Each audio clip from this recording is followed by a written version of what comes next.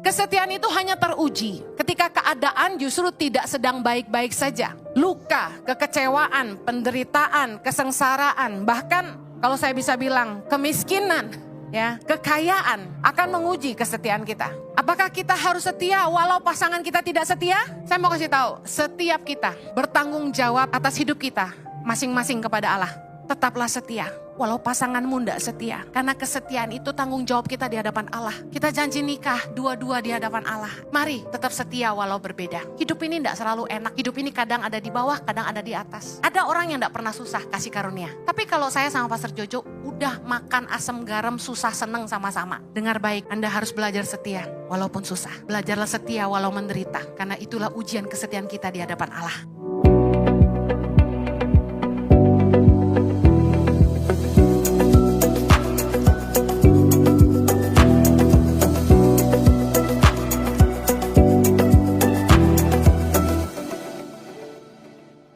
Tema bulan Februari adalah kesetiaan.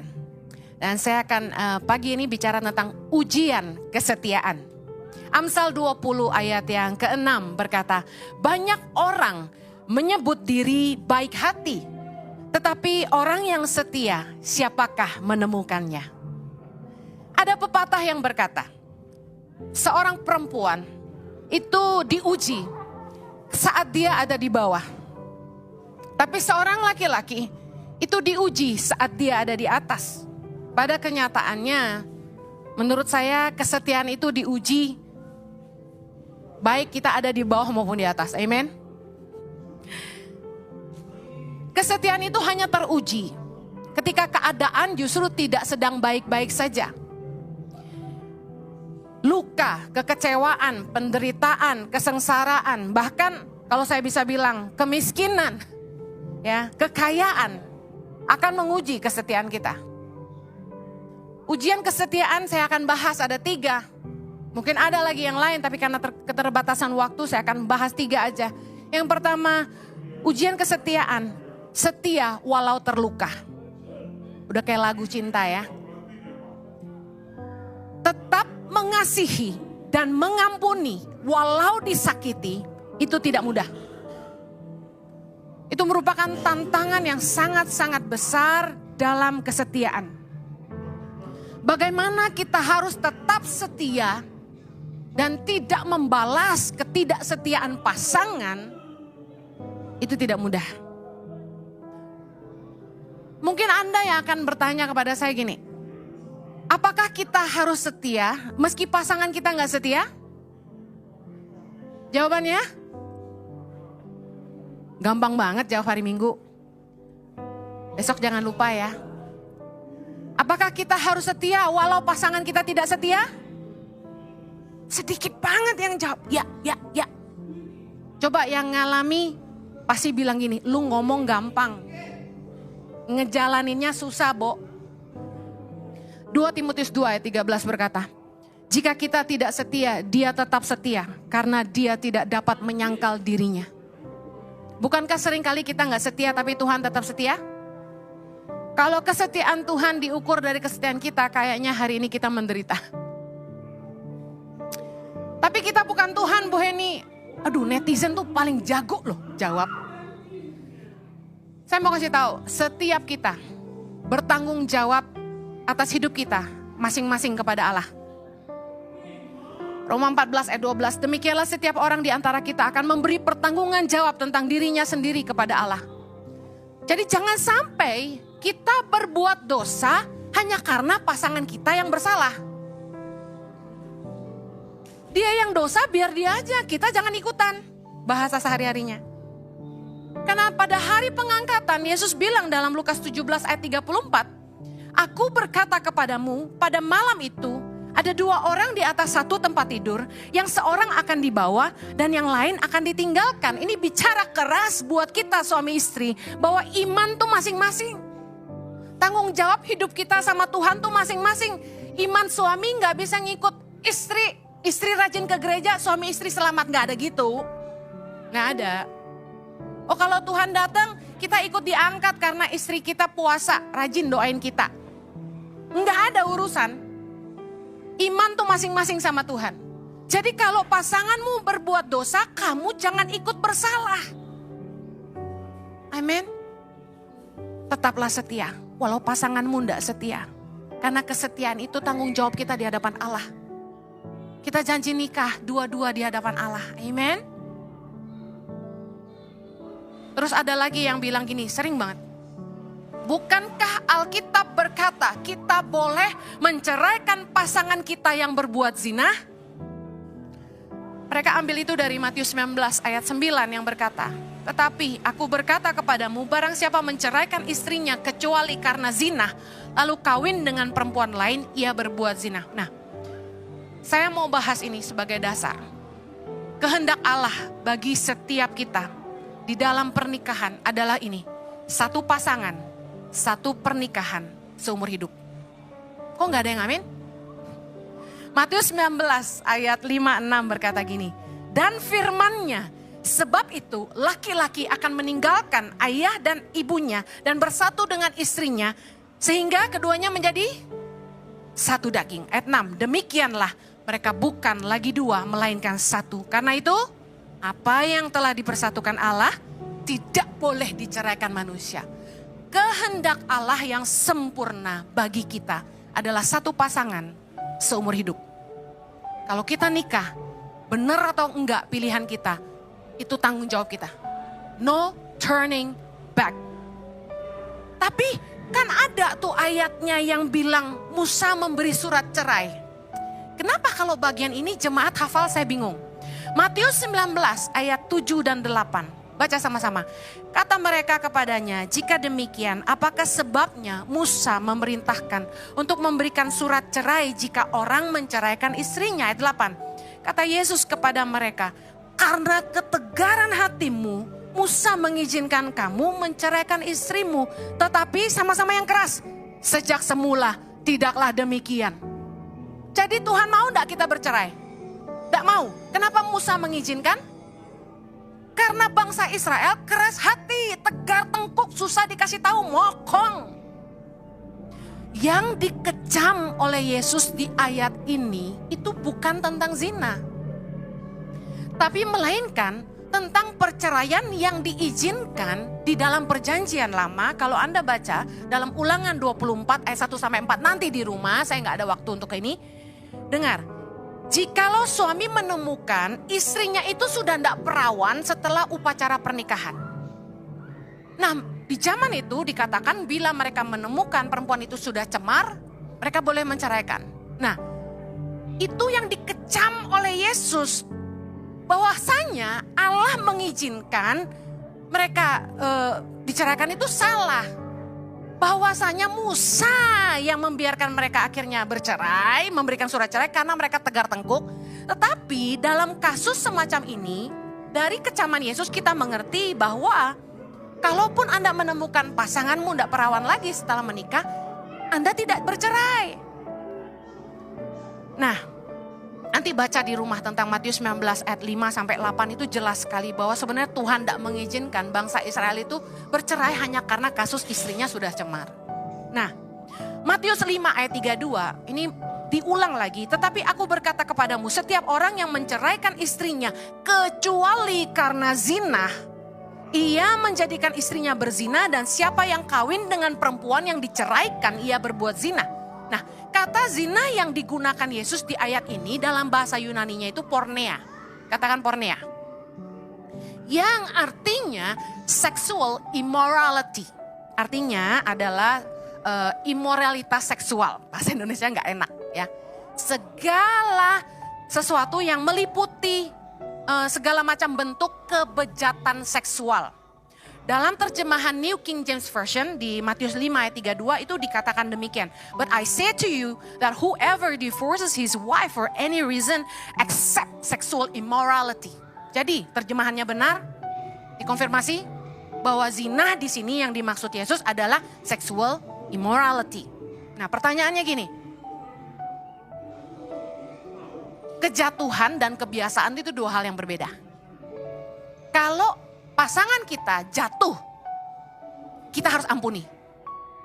Tapi ada pasangan yang bejat secara moral, yaitu biasa berbuat zina.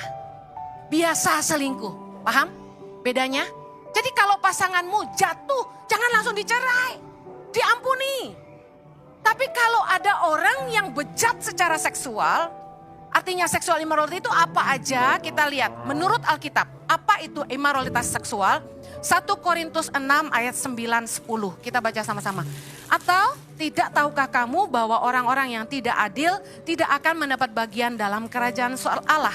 Janganlah sesat orang cabul, penyembah berhala, orang berzina, banci, orang pemburit, pencuri, orang kikir, pemabuk, pemfitnah, dan penipu tidak akan mendapat bagian dalam kerajaan Allah. Terjemahannya kurang asik. Kita baca dalam Net Bible, lebih mudah. Ayat 9 bilang gini.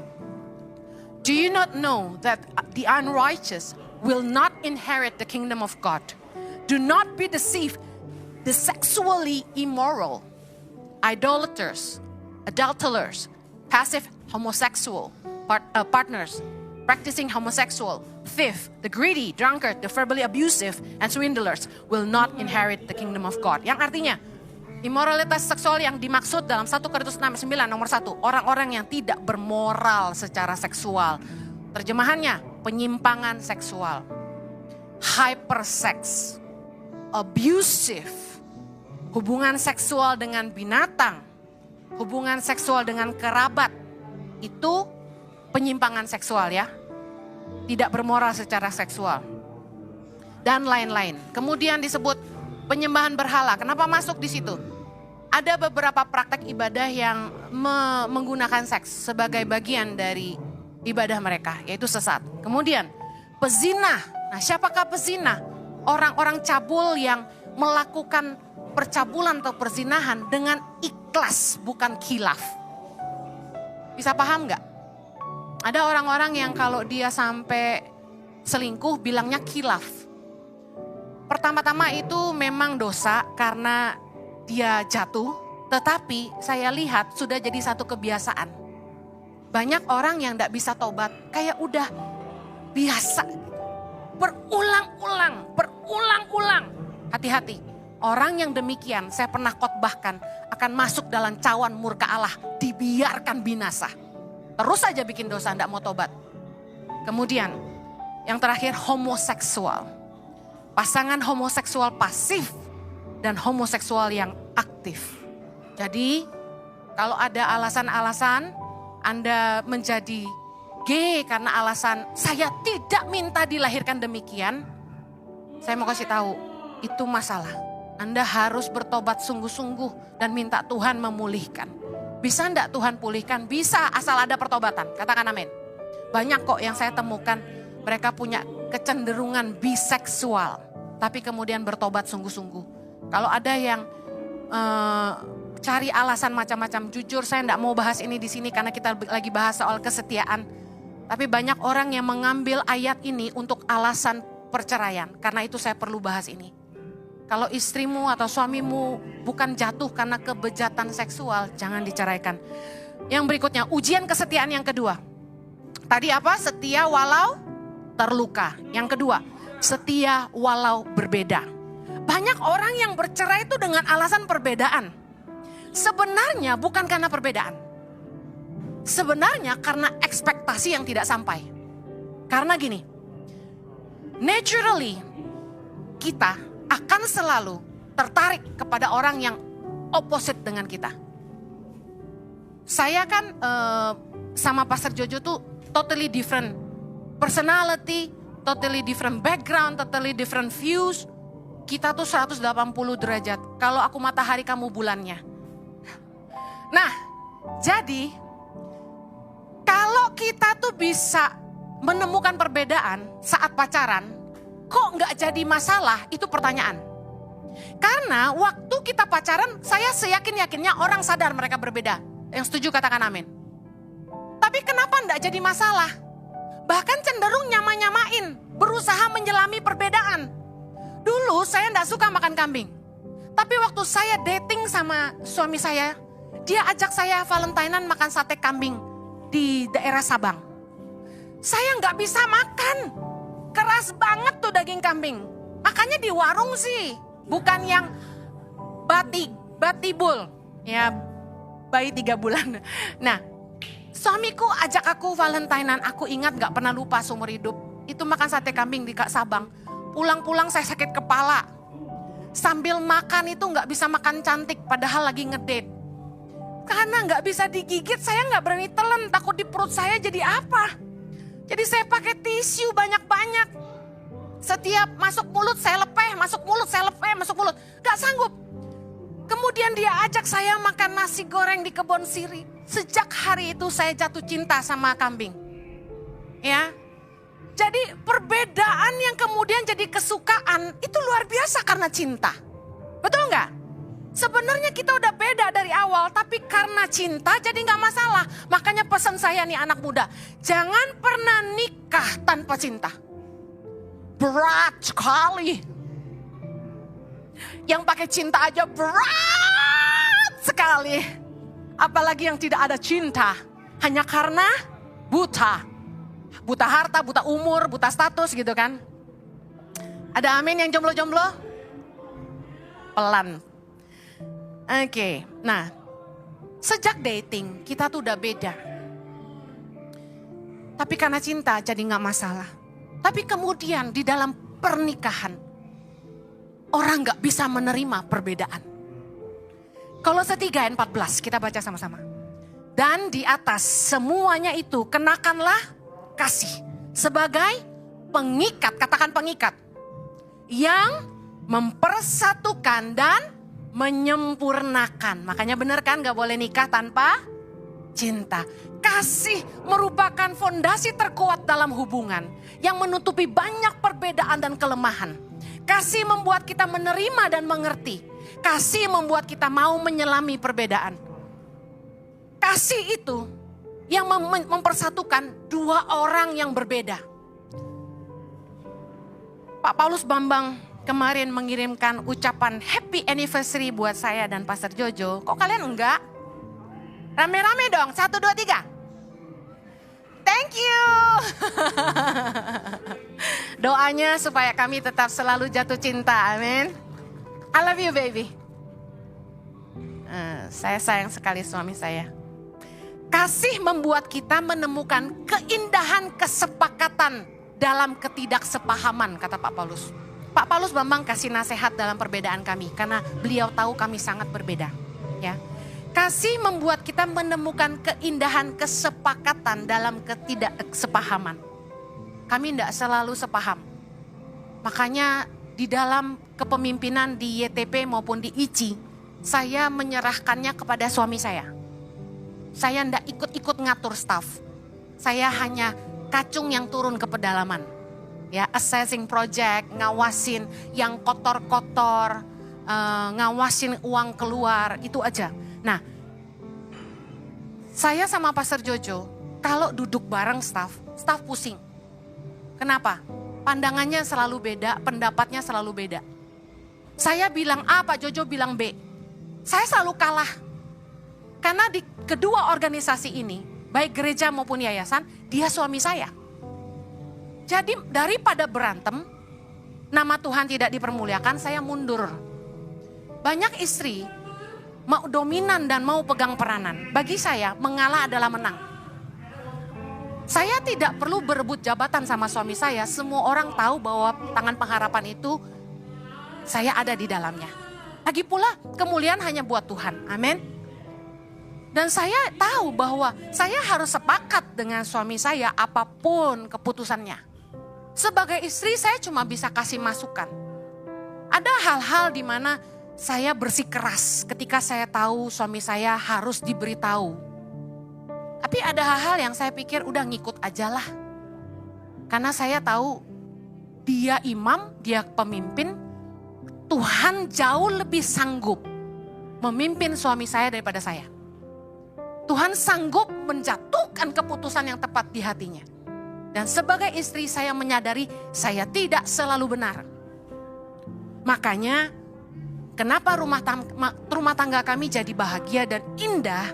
Karena ada keindahan kesepakatan dalam ketidaksepahaman. Jangan berusaha menjadi benar hanya untuk merusak hubungan. Kebersamaan dalam ketidaksamaan menjadi bukti bahwa kasih tidak butuh keseragaman. Unity is not uniformity. Perbedaan di antara kami membuat kami sadar kami saling membutuhkan. Perbedaan di antara kita membuat kita sadar bahwa perbedaan itu tidak harus memisahkan, tapi menyempurnakan bahkan menyatukan seperti sepatu kita. Bayangkan kalau sepatu kita ini dua-duanya kanan. Kira-kira enak enggak? Bayangkan kalau sendok sama garpu itu dua-duanya sendok. Bisa enggak? Berbeda tapi saling membutuhkan. Berbeda tapi disatukan. Perbedaan itu membuat saya dan Pastor Jojo saling melengkapi. Saya pernah cerita di lain khotbah. Bagaimana suami saya itu sangat ramah, sangat friendly, sangat sanguin, sangat open, temennya banyak. Tapi kelemahannya tidak dalam hubungannya. Karena sangat banyak temannya. Dan dia hafal nama orang. Kalau ditanya siapa sahabat Jojo, dia bingung mikirnya. Karena semua teman baik buat dia. Tapi kalau tanya saya, siapa teman baik Henny, langsung saya bisa sebut. Cuma 1 atau 2, kan gitu. Dan saya nggak punya banyak teman. Teman saya adalah teman suami saya. Nggak ada teman saya yang suami saya nggak kenal.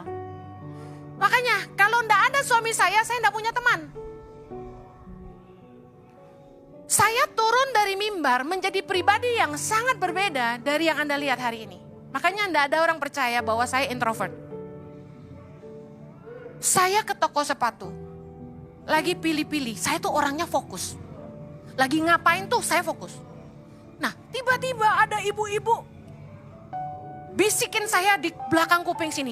Bu Henny, saya langsung, aduh cabut kaget gue gitu. Nah Anda bisa bayangin segitunya seorang introvert yang tidak suka diganggu orang. Saya keluar tuh bisa pakai kacamata, ndak dandan. Kadang-kadang pakai masker supaya orang nggak perlu sapa-sapa saya di tengah. Saya lagi ngapain gitu. Karena tiba-tiba lagi makan diminta foto, lagi ke toilet diminta foto tuh nggak menyenangkan, I tell you. Saya lagi penuh makanan mulutnya, lalu disuruh senyum kan, lalu di gigi ada cabai gitu kan nggak enak. Bayangin saya ke toilet, orang minta foto tuh gimana sih latar belakangnya. Nah jadi saya tuh begitu, makanya saya tersiksa. Saya bilang sama Pak Jojo, Tuhan ini bercanda sama aku memang. Kamu yang senang difoto, kenapa aku yang dikejar orang foto? Jojo cocok jadi artis, saya serius. Udah ganteng, doyan foto, doyan ngevlog. Kalau saya tuh orangnya privacy banget gitu loh. Gak suka orang tahu saya lagi di mana, ngapain. Kalau kami mau traveling sekeluarga, saya udah wanti-wanti. Awas posting ya. Saya lagi makan durian di videoin. Saya lagi gak dandan, out-outan, pakai kaos. Saya lagi enak-enak makan durian, mana ada yang rapi sih? Selemotan gak saudara? Biarin gue nikmat sedikit, kenapa sih Jo? Saya bilang gitu. Saya lagi makan durian di videoin. Ya, mari kita tanya Ibu Henny, enak atau tidak duriannya? Saya jawab gini, mau tahu aja kamu. Di-upload di YouTube-nya. Jangan nyari abis ini. Gak asik suamiku nih. Anaknya udah marah-marah. Papa jangan upload terus, jangan foto-foto terus. Kalau kami liburan keluarga, saya tukang fotonya. Anda lihat. Memang saya gak cocok kok dikenal orang ya. Gak doyan foto. Nah banyak orang yang bilang saya sombong. Bukan, kami beda. Sangat berbeda.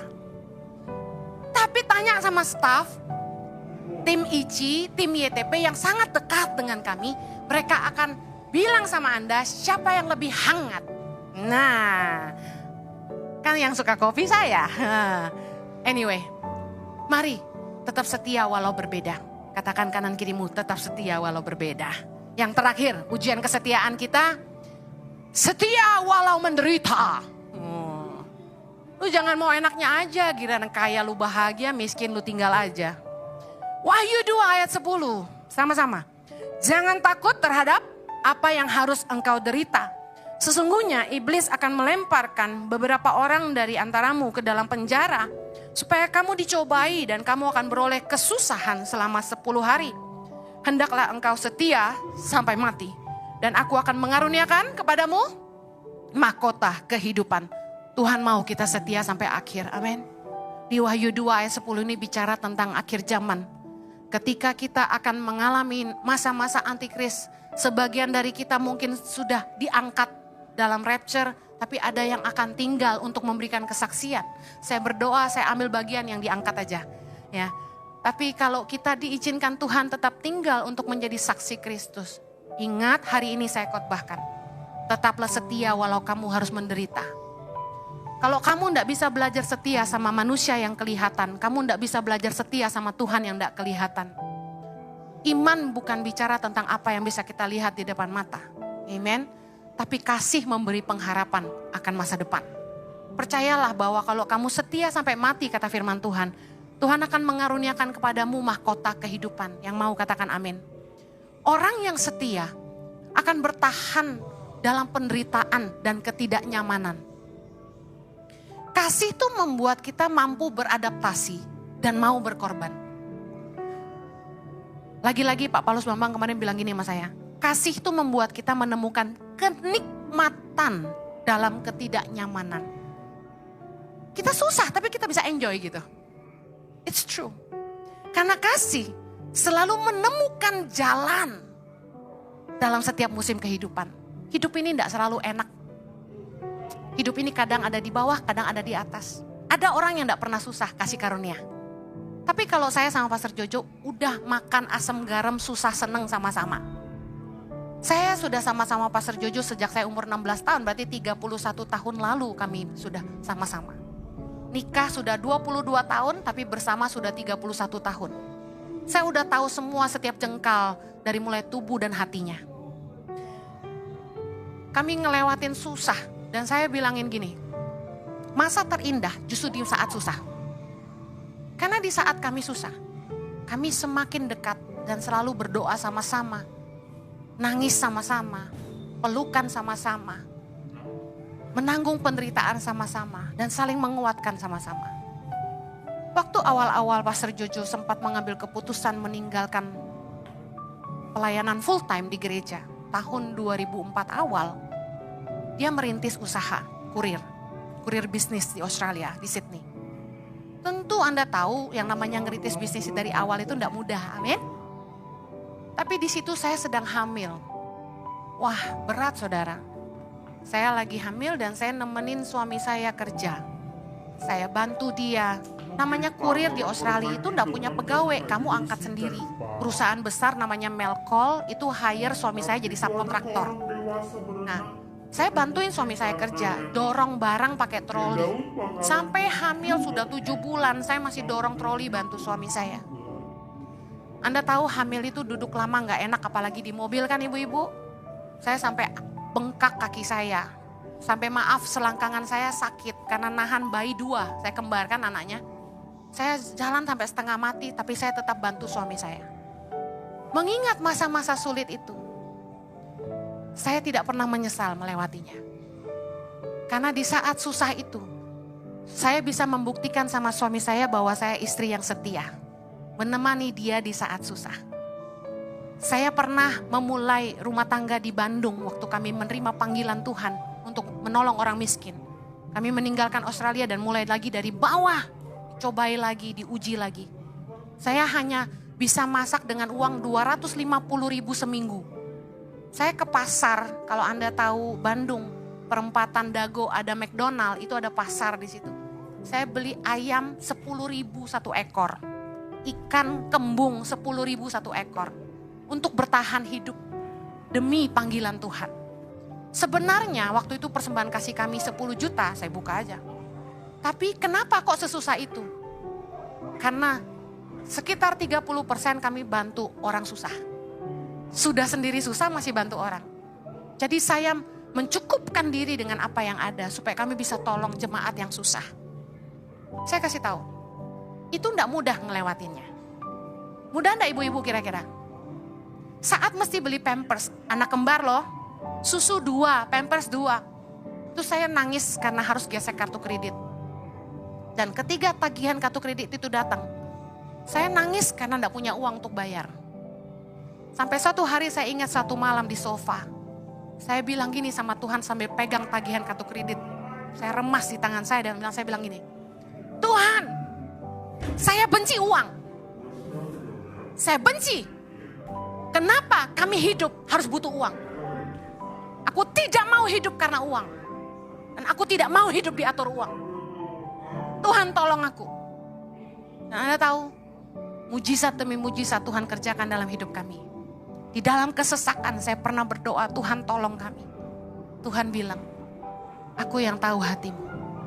Karena Tuhan punya rencana yang jauh lebih besar dari apa yang saya pikirkan. Masa depan yang jauh lebih indah dari apa yang saya pernah tahu. Dan Tuhan ternyata mempersiapkan hari ini. Supaya saya tetap rendah hati. Supaya saya tetap mengasihi suami saya dan menghargai suami saya. Walaupun hari ini kami tidak perlu semenderita dulu. Tantangan tiap orang beda-beda di setiap musim hidup, amin. Tapi saya bersyukur bahwa kami berdua setia walaupun susah. Tetap bersama-sama berjuang melewati penderitaan dan tidak meninggalkan. Dengar baik, Anda harus belajar setia walaupun susah. Belajarlah setia walau menderita. Karena itulah ujian kesetiaan kita di hadapan Allah. Yang mau katakan amin.